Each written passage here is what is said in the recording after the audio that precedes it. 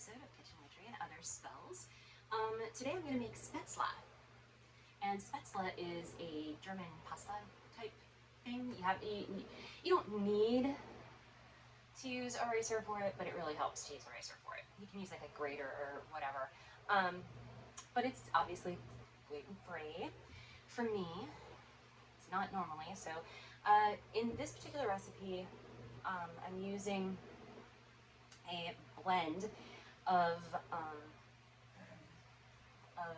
flours here. I have white rice flour, about 185 grams of white rice flour, 62 grams of potato starch, and 33 grams of tapioca flour. So I'm just going to kind of whisk those together. Yeah, we're just going to jump right into this because this has to sit in the refrigerator for like at least 30 minutes. So I'm going to go ahead and mix that together. And then we are going to add in half a teaspoon of xanthan gum, which is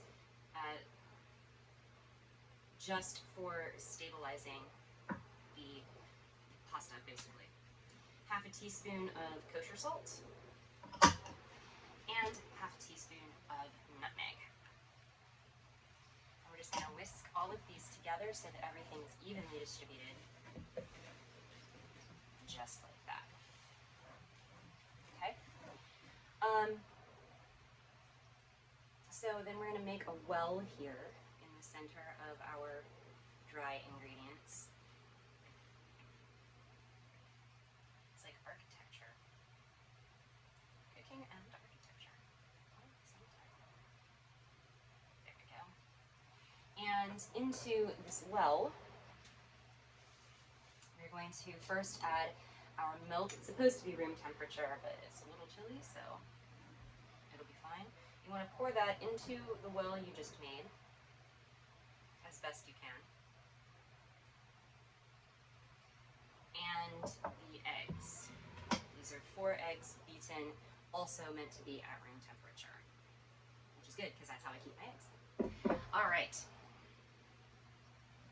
And then you're going to whisk this together to form your dough.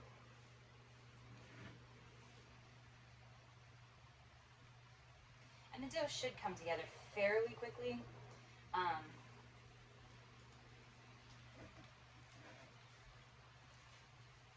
There we go.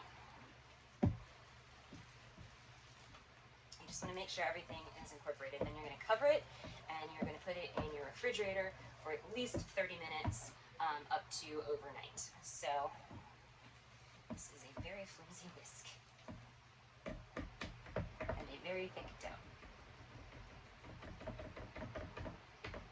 It should be thick and soft, which it is. Both of those things.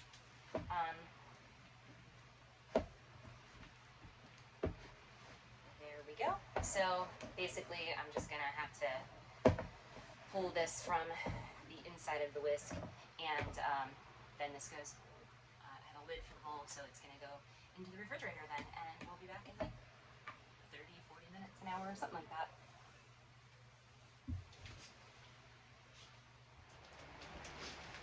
Rocky really wanted to say hello. See, right up there. There you go. You're not going to stay here for a long time. And Midnight has come out to the kitchen to find out why I was calling him Rocky. There you go, baby. Does that mean treats? Does that mean treats? All right, so we're going to make the Spaetzle at this particular moment in time, and cameraman Ken is actually going to help me with filling the rice, the potato ricer that we use for making Spaetzle.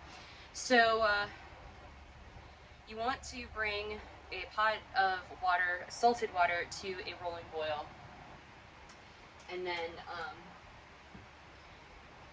I'm supposed to dip it, right? Yeah, just go ahead and set the knife down. You just knead it if you need it. Okay. So one of the sets of instructions says to dip this in the water and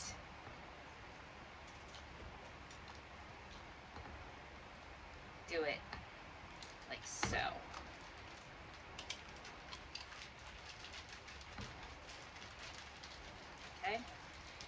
and then kind of wait till they start to float up.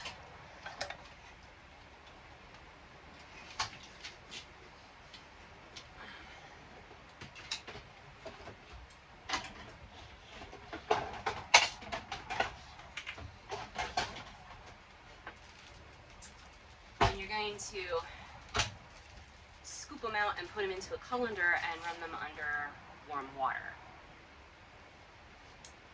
So I'm going to have to hand you this here. It's kind of like making nochi. If you've ever made nochi from scratch before. Now this is obviously gluten-free, because I am. And I will hand that over to Cameraman Ken, and I will go with batch 2. And you just keep doing this until you have finished making all of your Spaetzle.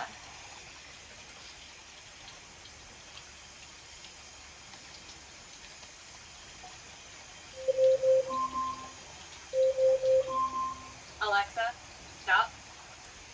And that is actually for this pot, which is a completely separate video that you'll have to wait and watch like next week.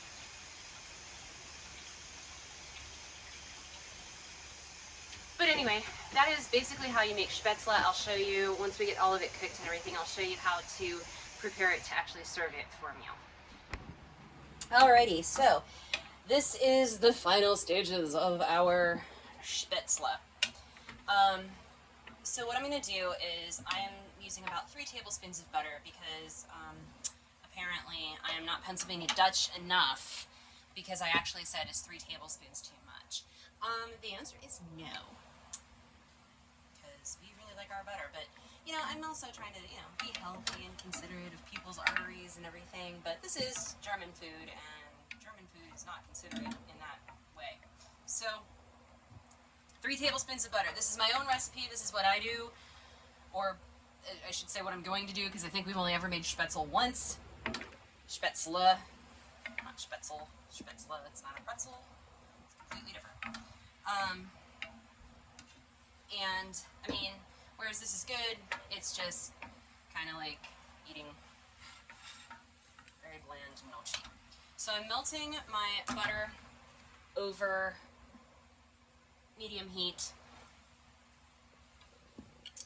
and I'm going to add my Spaetzle, and I'm going to saute this in the butter and make sure everything gets coated.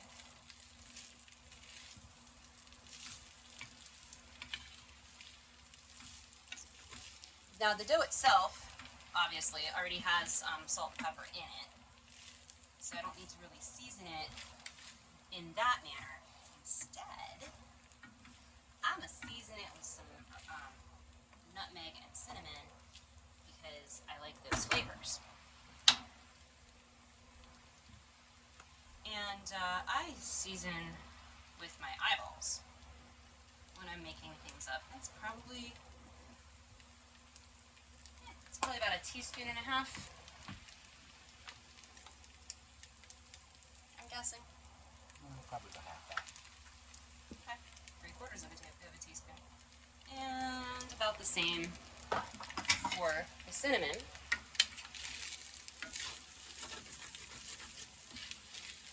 And we're just gonna mix this around and try to crisp it up a little bit. I mean, obviously, we've cooked it in water and such, and it, you know, I just basically want this to be a bit different than one of the other dishes that I'm making for dinner tonight. So, which is in here. Probably shouldn't do that because that's hot. So I'm going to give this a little bit, and then I'm going to go ahead and test some for you, and we'll get this video done, because, you know, it's getting on to be late, and I want to eat, basically. So I'll be back in a minute. Alrighty, so this shall end the Spaetzle video. Let's see here what we have going on. Definitely has much better flavor than just plain boiled Spaetzle. You could, now the pan that I was using, I have issues with that pan. It likes to get super hot and have things burn onto it.